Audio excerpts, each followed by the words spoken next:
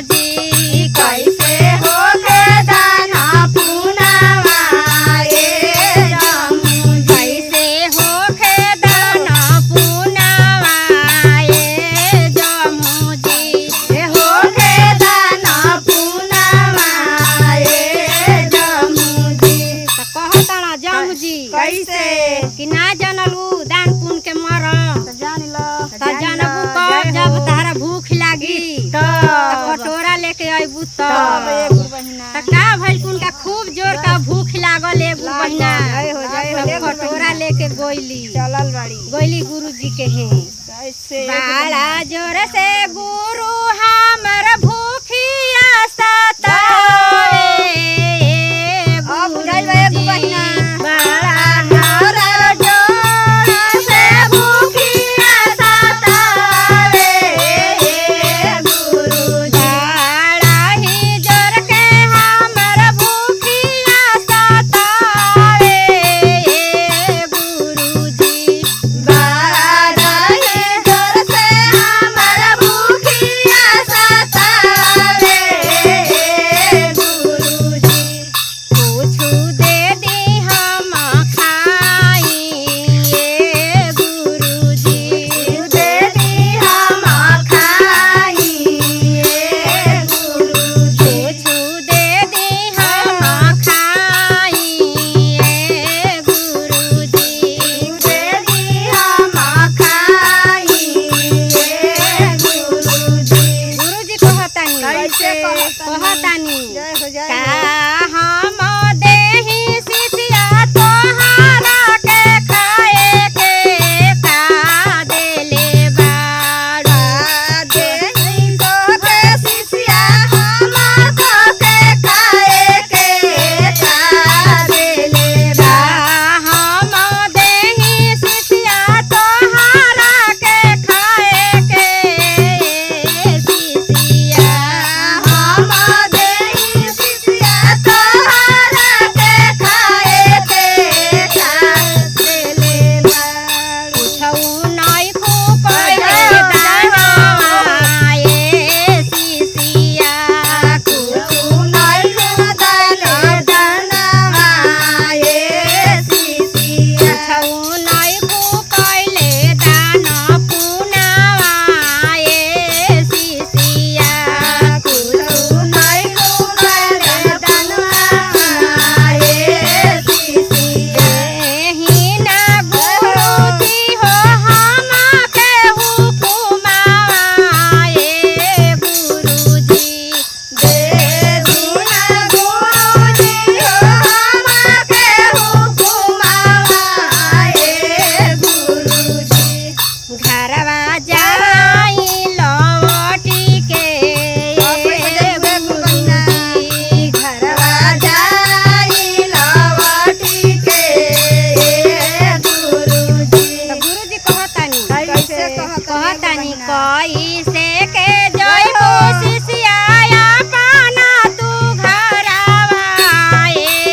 शिष्या कैसे के जय हो शिष्या